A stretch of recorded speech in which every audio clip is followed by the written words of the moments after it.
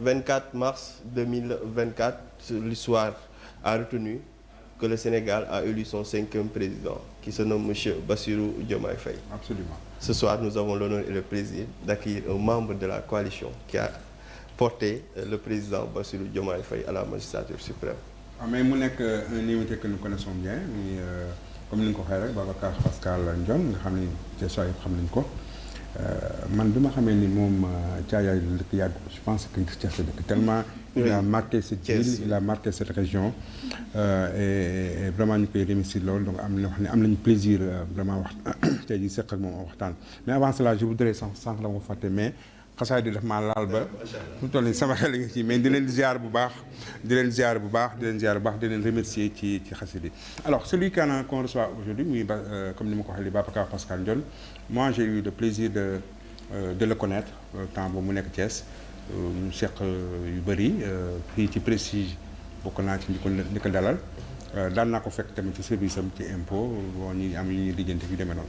C'est pour dire que c'est quelqu'un qui est très ouvert en tout cas Thiès yu bëri xam nañ ko il a marqué cette ville par rapport à ça muy inspecteur des impôts et domaines. C'est important de le dire surtout ci circonstances yu nekk parce que gis nañu d'ailleurs bokk nañ ci question yi ma koy laaj tey jii mais d'abord gis nañ ko Babacar Pascal récemment la ñëw dans la coalition Diomaye ma bëggoon njëkk a xam d'abord qu'est-ce qui s'est passé en temps pourquoi il a attendu si longtemps parce que xam naa ne am na ay connexions yu bëri ak Diomaye pourquoi mu xaar aussi longtemps moi je l'attendais un peu plus tôt quand même pour ci ñëw ci Diomaye ça loolu mooy première question bi inspecteur bi ci des deuxième question bi moom mooy que wax na ko léegi ñoom ñëpp insinué nañu ko tey jii on dirait que dëkk bi yëpp c'est des inspecteurs des impôts et domaines tellement vous avez occupé la scène politique defe ngeen ko lu nekk dégg nañ ko finalement vous êtes maintenant au pouvoir est-ce que ku wax inspecteur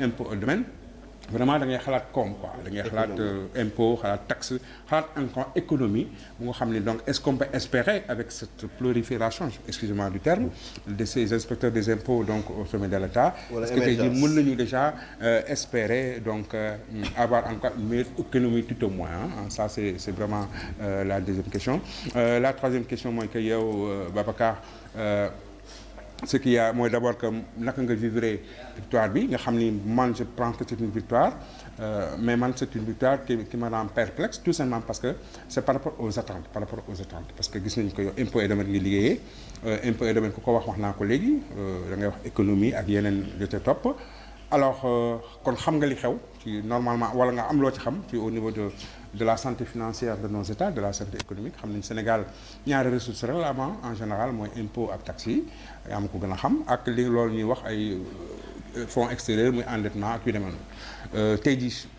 problème yi bari na panier de la ménagère emploi des jeunes mais on ne sait même pas quelle est la priorité tellement elles sont toutes des priorités alors donc comment vous comptez pour que dëkk bi am xaalis parce que vos projets que vous voulez vraiment mettre en exergue di ngeen pour satisfaire les populations qui ont une attente vraiment incroyable par rapport ak yéen fan ngeen mën a jaar ba vraiment mën a satisfaire ces populations donc toutes les priorités quelles doivent être les premières priorités pour mettre le Sénégal sur les rails.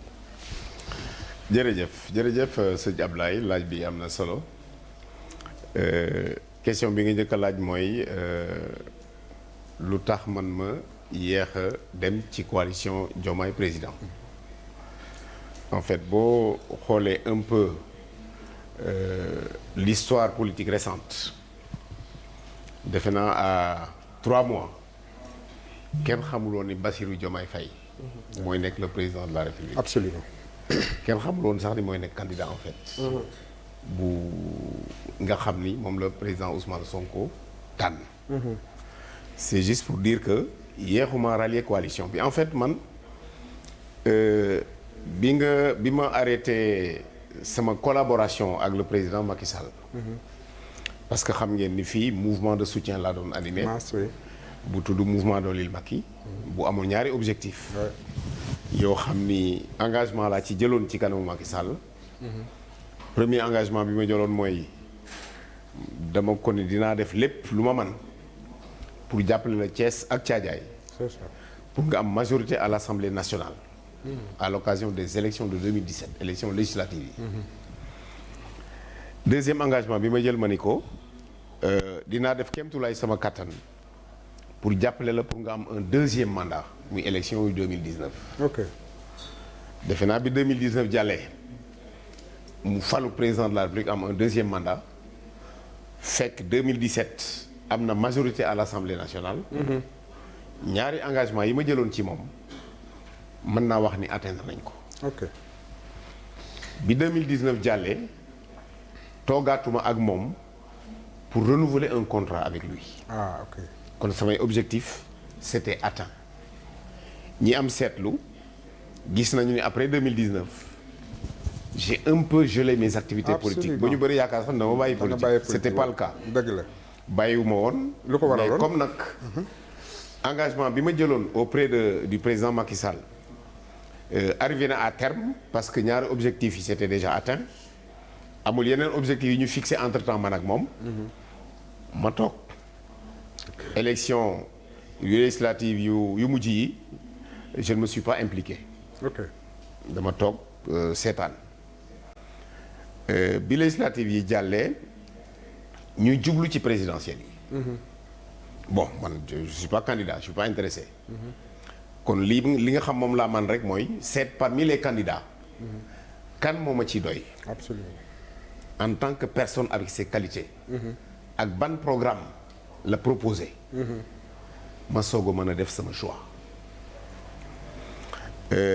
bi ñu fësalee candidature yu njëkk yi recevoir na ay candidats yu bëri sama kër. yoo xam ni ils ont exprimé le souhait pour ma ànd ak ñoom sur le plan politique. jàppale leen. c'est ça. Parmi ces délégations ou ces candidats que j'ai reçus il y a la délégation envoyée par la coalition Diomaye Président. Composée par les responsables de PASTEF à Thiadiaye que je salue au passage. nekk ay jeunes yu dynamique yoo xam ni seen coordonnateur il s'appelle Gassama. Le secrétaire général il s'appelle Babacar Lelo. C'est des jeunes cadres yoo xam ni vraiment liggéey nañu au niveau de PASTEF à Thiadiaye au début. àndoon ko également ak seen beneen mag moo xam ni Mbaye Diop la tudd vraiment ñoom ñoo doon njëkk a animer le PASTEF à Thiadiaye. ok donc ñoom les responsables ñoom ñoo ànd ak le coordonnateur départemental de PASTEF. de Mbour. ñu ànd ak un responsable un vice-président de PASTEF Biram Khoudiolo. ñu def donc une délégation ñëw seet si ma sàkku daal pour ma ànd ak ñoom liggéey. ni ñu ko defee ñoom noonu la ko yeneen candidat defee. man aussi ma def sama analyse politique. Je précise que également le candidat de Benno Bokk Yaakaar sollicité na ma. ok parce que sama xarit la sama wala la xam ngeen relation bi ma am ak moom. absolument surtout bi ma nekkee fii à Thiès nekk le chef de centre des impôts et domaines. bien sûr. Pour la petite histoire vraiment j'ai fait 7 ans à Thiès en tant que chef de centre. C'est très rare nga gis un haut fonctionnaire. mu yàgg noonu. nga yàggee noonu ci benn poste. C'est parce que non seulement je faisais des résultats mais il était satisfait de la gestion du centre de Thiès. mu ne leen nag Pascal vraiment comme il fait de bons résultats. bàyyi leen ma ko Thiès. donc moom aussi sollicité na ma mais bi ma réfléchir def une lecture de la situation politique consulter également ma base politique parce que j'ai une base politique aussi bien à Thiès qu'à Thiadiaye. ma profité ci occasion bi pour nuyu leen ñoom ñëpp. bien sûr ñi nekk Thiadiaye ñi nekk Thiès une délégation de Thiès ñoo ma gunge nii. ma di leen sant bu baax a baax. dinaa dellusiwaat ci loolu. ci biir waxtaan bi.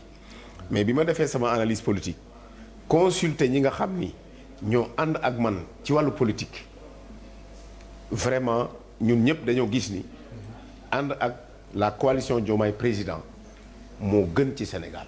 ok pour plusieurs raisons. La première raison c'est les personnes d'abord qui incarnent la coalition parce que programme am na solo trop. mais gis nga les 19 candidats bu ñu la tegaloon seen programme ñoom ñëpp fii en vrac ñoom ñu dem toog ne nga bañ leen a xool ñoom nga yem rek ci analyse du programme yi programme boo ci yem rek mën nga wax ne ah kii day buñ ko falee dina defal Sénégal tellement le programme est bien fait. Programme c'est un projet d'intention yéene ñëpp am yéene bu rafet mais kan moo mën a jëmmal yéeneem moom Et là, ça nous renvoie à la qualité des personnes qui incarnent ce programme. Absolument. Pour man sama choix loolu moo ko gën a déterminer programme c'est important mais ki war a appliquer programme bi. mooy kan. yan jikko la lamboo. jot nga xam Diomaye. waaw dinaa ci ñëw. yan jikko la lamboo. naka lay comporté woo ak ñi mu dëkkal ñi mu bokkal liggéey. ñi mu seqal teraanga ñi mu seqal jàmm. nan sax lay comporté woo ak ay noonam. nga analyser nit ki. loolu aussi dama ko def ànd ko ak samay nit.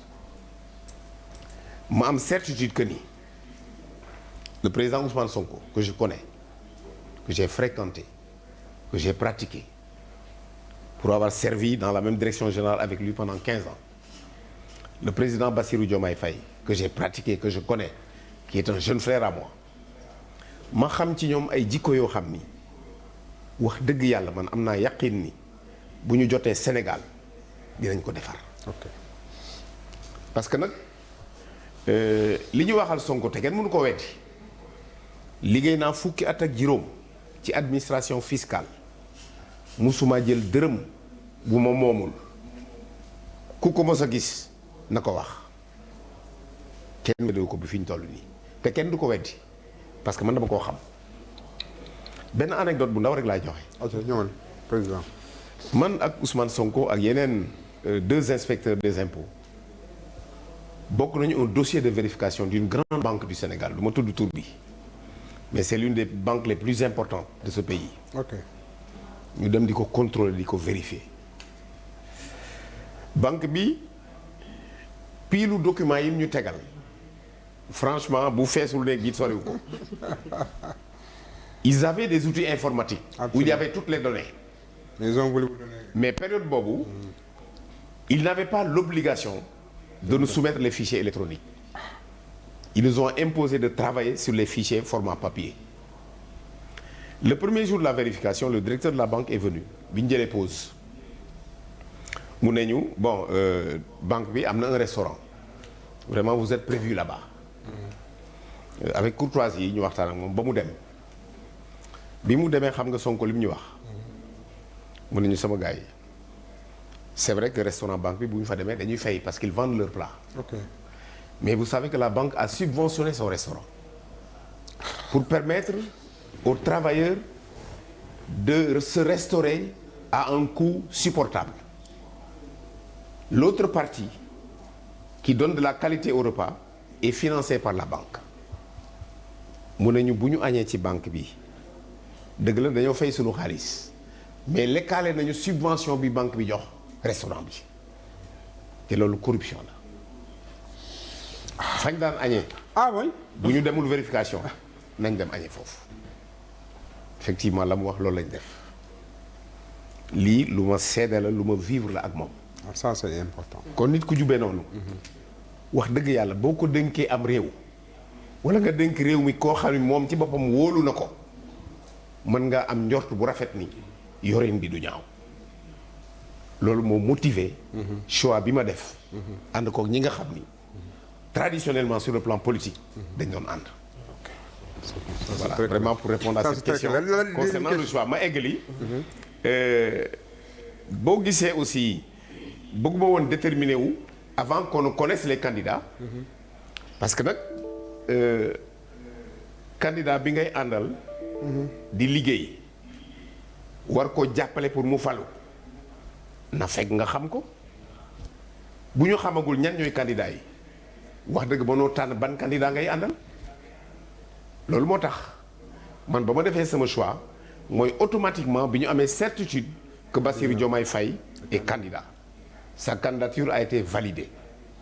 ok booba laa commencé samay concertation et qui ont abouti au choix que de façon collégiale et de façon inclusive nous avons fait mon groupe politique et moi. D'accord, ce que vous avez dit nous rassure par rapport aux hommes.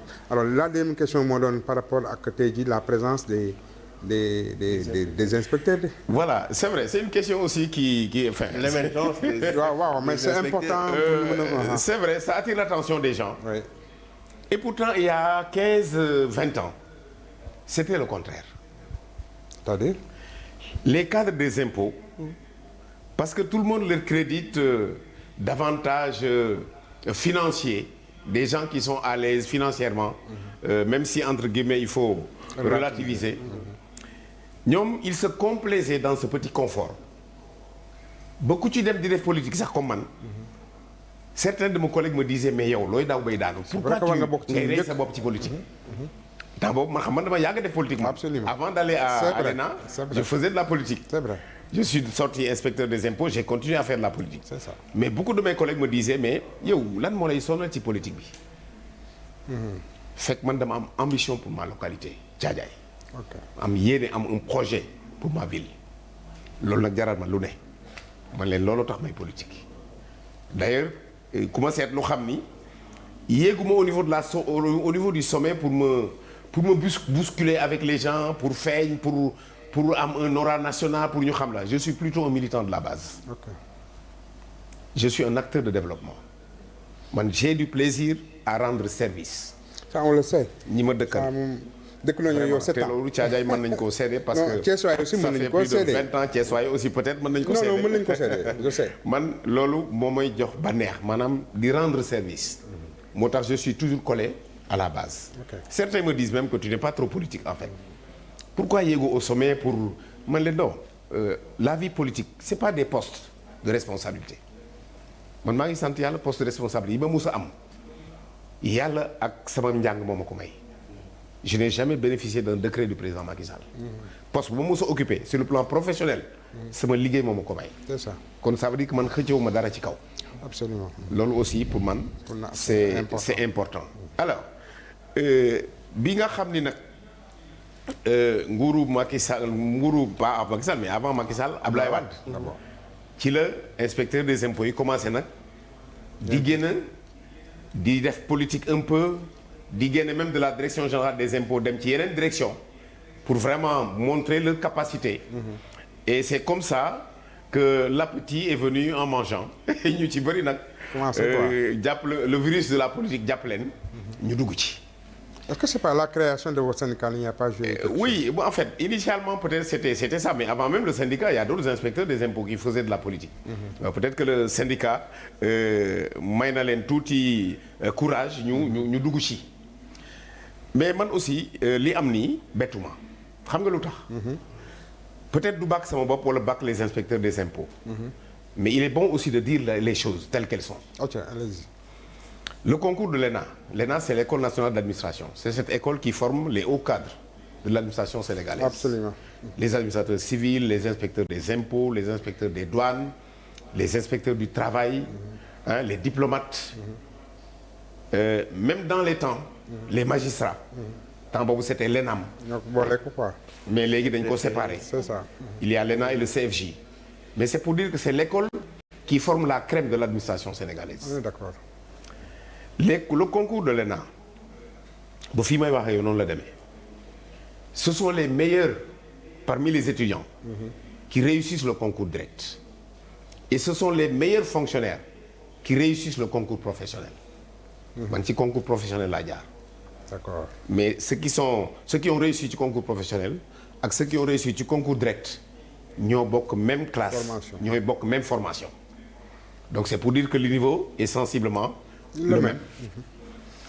Gis nga bu dee le concours direct xam nga c'est par ordre de mérite bu ñu ne par exemple impôt il y a 10 places disponibles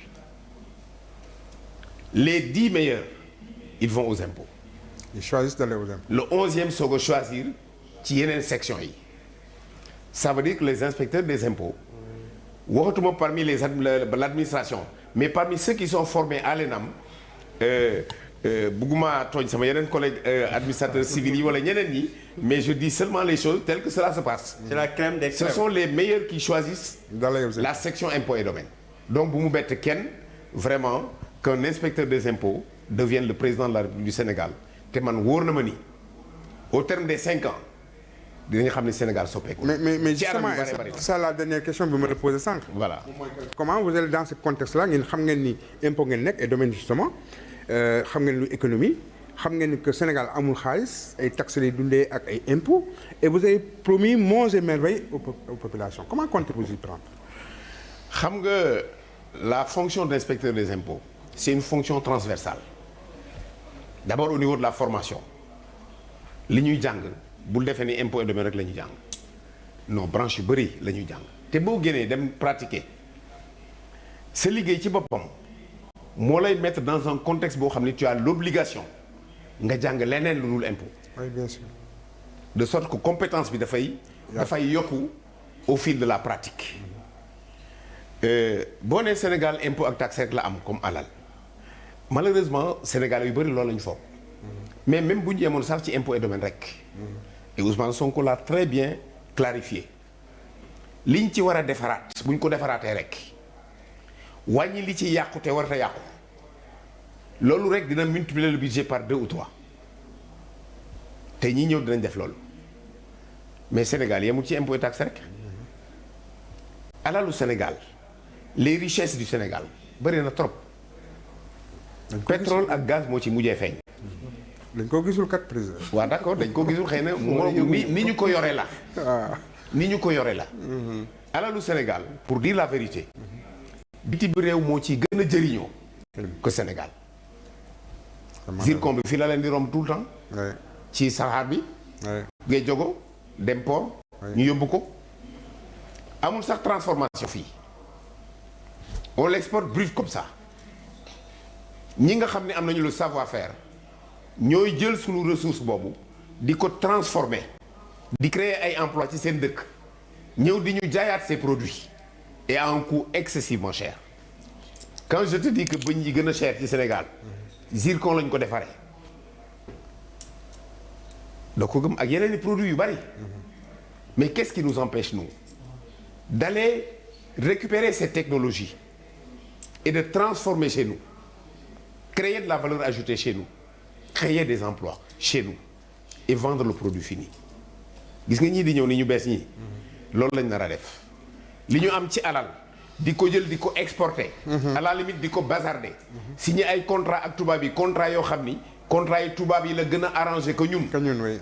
yooyu contrat ñii ñëw nii dinañ ko renégocier waat bu ma nee renégocier nag yeneen pays yi buñ ci tiit non parce que nag aussi sama bopp moo ma gënal du bañ naa la lii sama alalu bopp la sama waa réew nañ ci jëriñoo ni sa waa réew yow di jëriñoo na nekk un contrat gagnant gagnant li nga xam dañ ko jële fii yóbbu ko France par exemple di ko fa en produit fini ou semi fini kaay ñu waxtaan man maa moom matière première yaa moom xaalis yaa am technologie bi ñëwal ñu waxtaan dégg ci ni ñuy séddoo li nga xam ni bu ñu ko transformé jaay ko yow nga am ci ma am ci mais Sénégal économie Sénégal dafa nekk une économie extravertie malheureusement gis nga ñi bu ñëwee ça va être la tendance inverse te xam li ma lay wax moo tax ma ñeme cee xuus mais merci beaucoup kontaan naa trop venant de vous vraiment ak avec aussi donc monsieur Babacar Pascal Dione donc waxtaan bi déjà le décor est déjà campé ci point yu bari dugg politique dugg nga ci économie dugg nga aussi ci programme bi doyen damay def parité pour respecter parité bi rek balaa ñu wax fekk fii nee nga gudd donc je donne à Fatima waaw non quand même doxal aywa jël Fatima voilà donc jaajëfal la bu baax doyen Mbengue vraiment fi nga aborder question bi am na solo ça a déjà donné du punch au débat dina tax ñu gën a mën a orienter itam le débat man je vais plus loin monsieur Dione delluwaat ci année yi nga xam ni fi nga nekkoon Thiès nekkoon chef de service impôts et domaines fii ma xamoon lu bari ci mouvement bi nga xam ne créé woon nga ko muy le mouvement Doolil Macky tey ñu jékki-jékki gis la pendant des années effectivement nga gelé say activités politiques ñu bëri di laajte ana Babacar Pascal Dione mais yaa ngi woon caajaay toog jàpp sa njàmbur beaucoup de Thiessois se sont demandé mais kii fan la jaar ak li nga xam ne mooy base ak li nga xam ne jotoon na ko liggéey à Thiès man damay ñëwaat ci mouvement bi d'abord bi ñu koy créer da nga ne Doolil Macky en 2019 effectivement ñu gis leen yow ak say ñooñ ngeen def liggéey bu am solo fii ci Thiès un peu partout au Sénégal ba éliraat ki nga xam ne mooy le président Macky Sall mais est-ce que du à la base dafa am loo leen raté bi ngeen di créer turu mouvement bi dolli bi. déggoon naa temps yooyu promotion même magie boobu ñu tuddee dolli sax moom la gars yi daan yóbbu campagne donc mu nekkoon loo xamante ni c'était rythmé mais koy dollil aussi day fekk mu laajaat. te président Macky Sall malheureusement ci 2 mandats la yam. même bu fekkee ñenn ñi ne amoon na droit à un 3e même bu defoon 3e mandat aussi durée turu mouvement boobu. du woon yàgg lool. parce que bu fi président Macky Sall nekkee rek ngeen koy dolli bu fi nekkatul wala bu laajatul mënoo leen ko dolli. est-ce que du tamit foofu la d'abord am loo xam ne rate ngeen ko ci base bi ngeen créé tur bi. au-delà de ça itam nga nekk fi inspecteur des impôts et domaines def fi liggéey bu am solo am loo fi assemblée jékki-jékki dem toog président Macky Sall continuer di doxal 2019 ba 2024 moo fi nekkoon. mais yow bi nga retraité da ngaa dem toog jàpp sa njàmm. est-ce que du da nga doon xaar.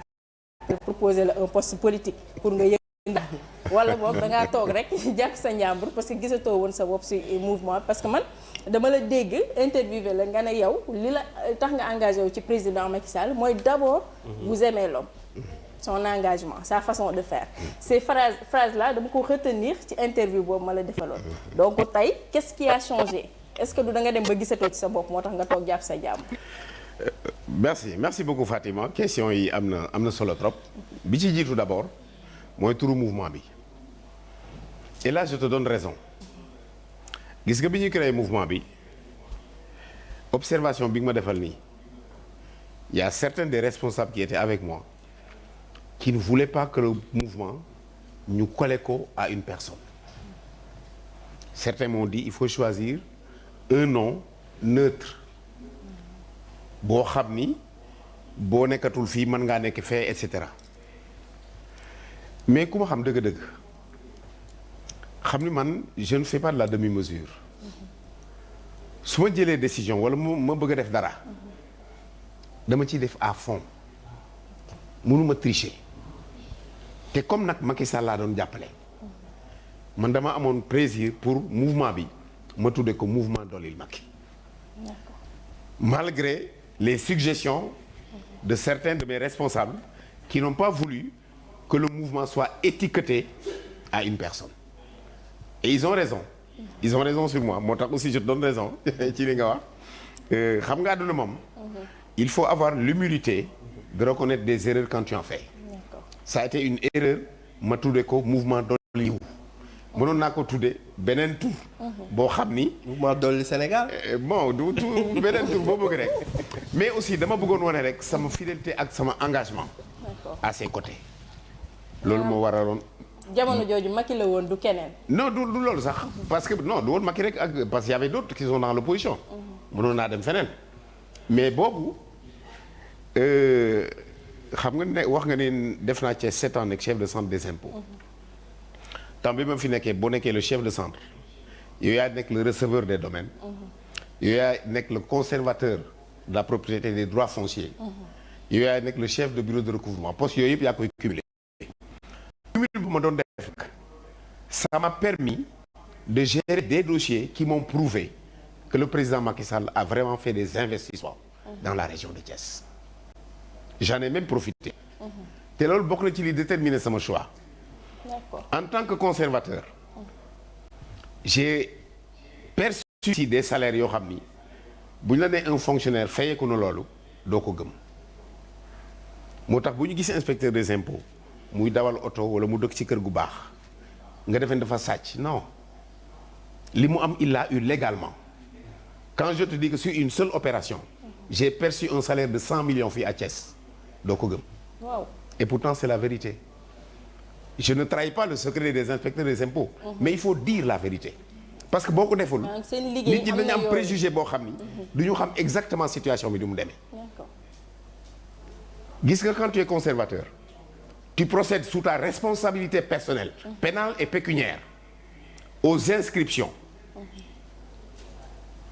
des différentes hypothèques yi nga xam ni ñoo nekk ci titre foncier wala ci titre minier gis nga inscription yooyu ngay def sous ta responsabilité maanaam erreur bu la ci fekk c'est toi qui payes les pots cassés état bi day taxaw fële loolu dafa tax état bi ne lépp loo xam ne fay nañ ko comme droit ci inscription bi les 1% c'est le salaire du conservateur.